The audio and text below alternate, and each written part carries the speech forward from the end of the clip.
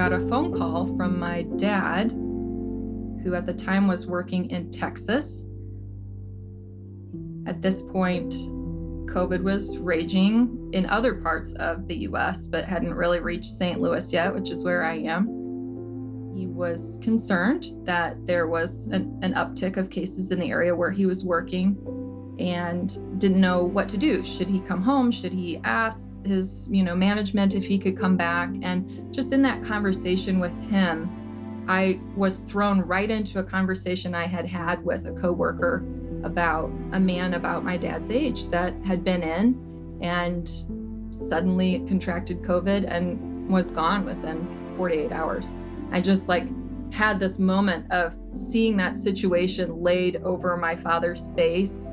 And in that moment, then it was just like scenes of that one man who reminded me of my brother who, we tried so hard to save in the cath lab, or that baby that was so fragile and reminded me of my babies that we tried to save in the emergency department. It was just like that linkage of understanding that I don't have a predictable way of protecting my family members and my loved ones like I maybe mistakenly thought that I did before. Just opened the floodgates of all the memories of all the patients that I've lost over the course of the years, and thinking, this is here, this is in my lap. Can't be fractured anymore. I can't leave work at work and come home and be able to think that life will just go on and that it won't touch me. It's like the cabinet door of all the grief that you keep locked away into the work pigeonhole just flooded right through and became integrated with all the things that I see every day in my own life and my family. And there was just no going back then from there.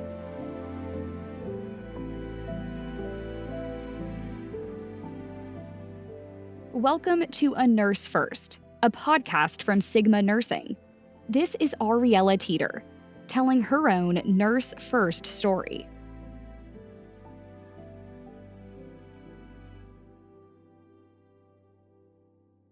As I was talking to my dad on the phone and I was trying to figure out where we were going to go from here, I really felt in my body how paralyzing grief can be. I think that paralysis that you feel, the helplessness, that even your skills as a nurse that you have worked so hard to hone and become proficient in and take pride in, really, that you have this skill set that you can use to help people heal, to better their health, that even with all of that in your pocket, it still might not be enough. And that is a very helpless and hopeless feeling. In that space, I realized that I really couldn't rely on the ways that I have known to function as a nurse to just keep carrying me through and over this wave of grief. It really has to be walked through because it's unavoidable, and it shouldn't be avoided. And you really can't stay in that paralyzed place.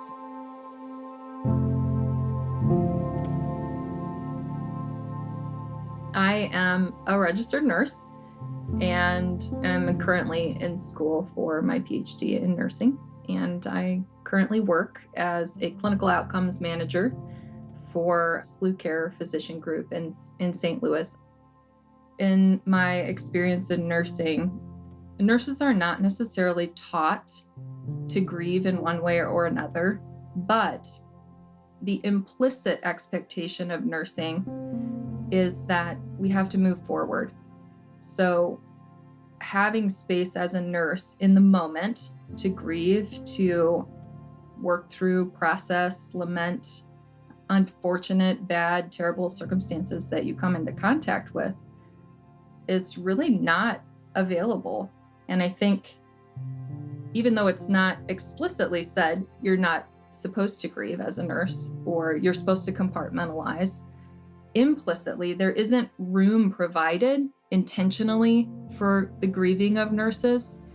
And so in a space like that, the only choice you really have is to assume that in order to be a good nurse, I need to move forward.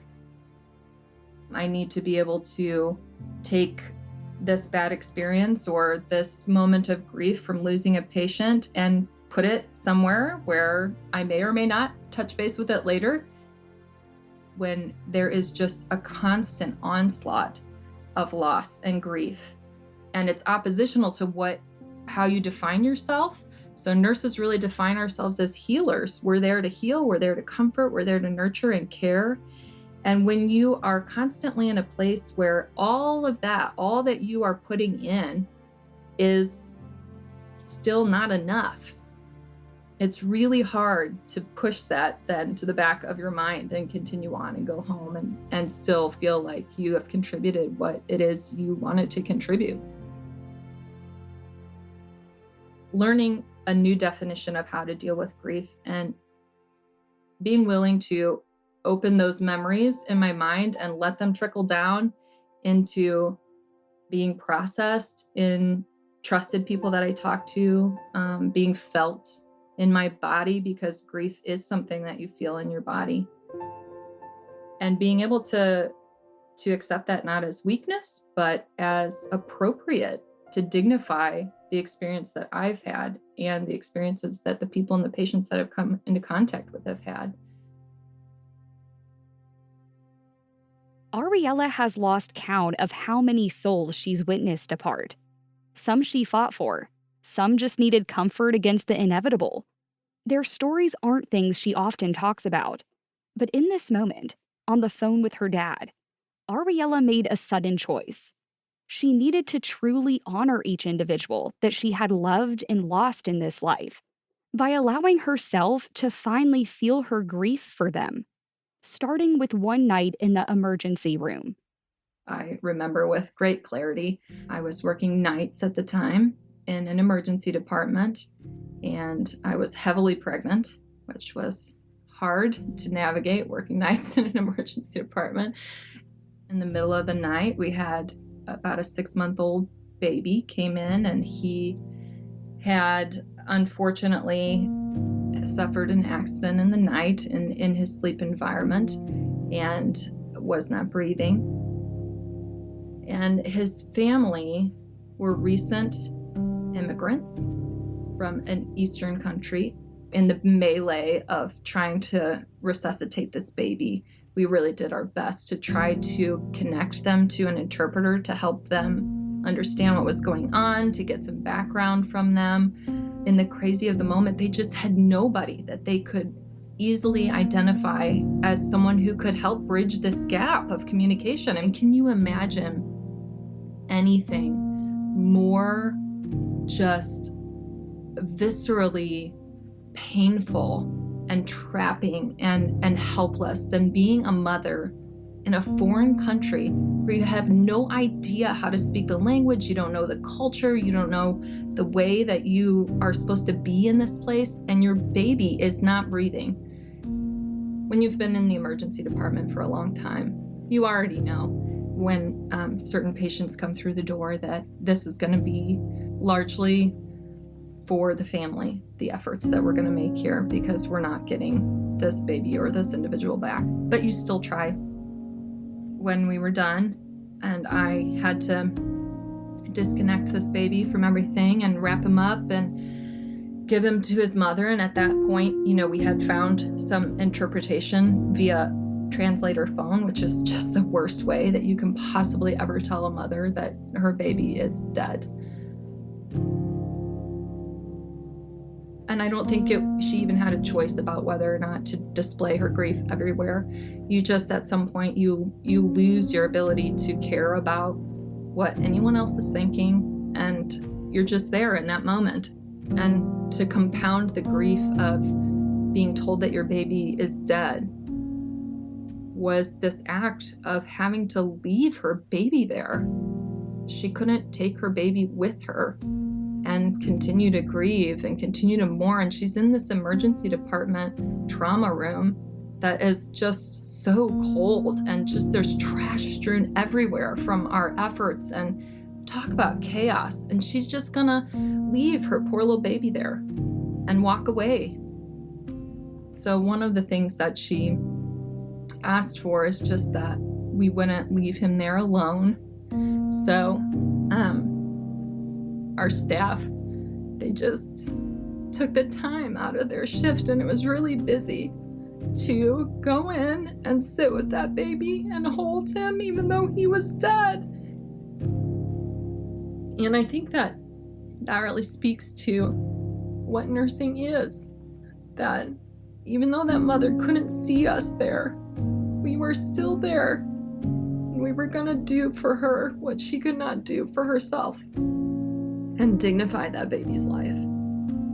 And to have to, as a human being, not just as a nurse, but as a human being, experience that, carry that with you. But I think in that moment I was thinking, boy, we kid ourselves so much about mortality. We don't think about it in the day-to-day because it's easier to not. Obviously, one of the things that comes with grieving is that you're not able to talk about these things clinically anymore. I think that it's valuable. Just be willing to cry real tears for people that you never knew, because you did know them in that moment, and you had the opportunity to share with them something that they're going to remember for the rest of their lives.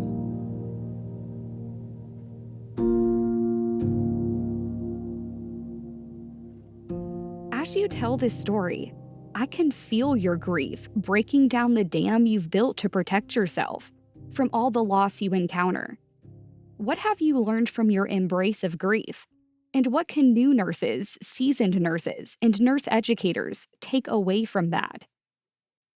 I think that the larger population does not fully grasp what that does to the human spirit when you can never get out from under the grief. It just follows you everywhere. It is impossible to move to a place of stability and healing in ourselves and in our families, in our communities, and in our workplace as nurses without dealing with grief in a way that is thoughtful and intentional.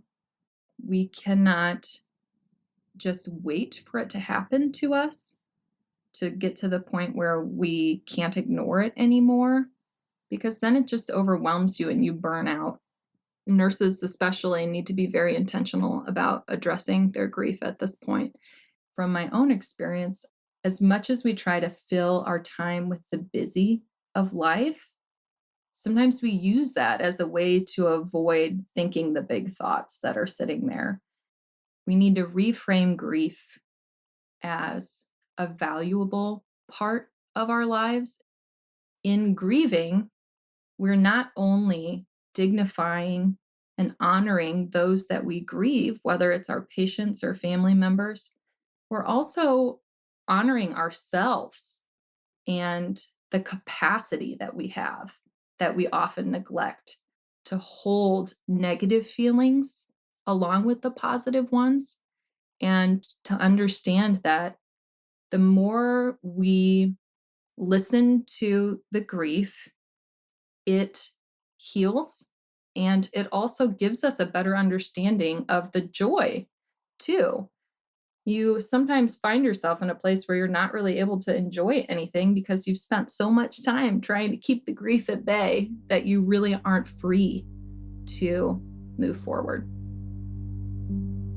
I know it feels that you're helpless, but the paralysis you feel really can be moved and the doors can be opened if you find someone that you can talk to, whether it's a loved one, a spouse, a counselor, your journal. That's also not a bad thing. Sometimes that's less intimidating than talking to someone face to face. And have time of silence. Don't busy your mind. Don't cover it up. Don't fill it with Netflix and fluff books and busy plans. Take some time to sit in silence and dwell on those experiences that you've had, to listen to your body, to write, to talk to people. I think that dignifies and honors your capacity for grief, and it makes you a better and more holistic caregiver when you can do that. My challenge to the more experienced nurses is to be willing to go the extra mile, to wrap around novice nurses and give them the practical example of what it means to intentionally connect with patients, what it means to show that you're affected by what happens to your patients. We need to explicitly teach about grief in our nursing schools and our preceptorships better. And implicitly, in the ways that experienced nurses and expert nurses model grieving in the workplace environment and afterward in debriefs and things like that, is integral to helping novice nurses overcome this focus on the technological and really engage with themselves as an agent of healing with their patients. What I would wish for more than anything in the nursing field is that we would understand the importance for human beings to feel seen. They need to feel seen. And that's not just our patients and their family members. That's you seeing your colleagues, seeing their struggles, being willing to approach them about it. And specifically, it is you seeing yourself and what you can contribute and the enormous capacity that we have as nurses that we often underestimate. And when you're willing to see yourself and all that that entails, the hard stuff and the good stuff, then you are much more able to truly see human beings in the world that they live in when we're caring for them.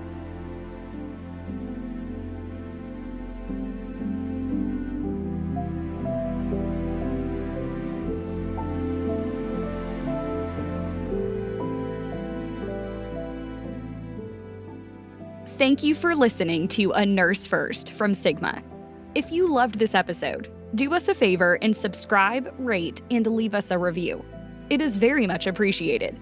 For more information about A Nurse First and Sigma, visit sigmanursing.org. Until next time.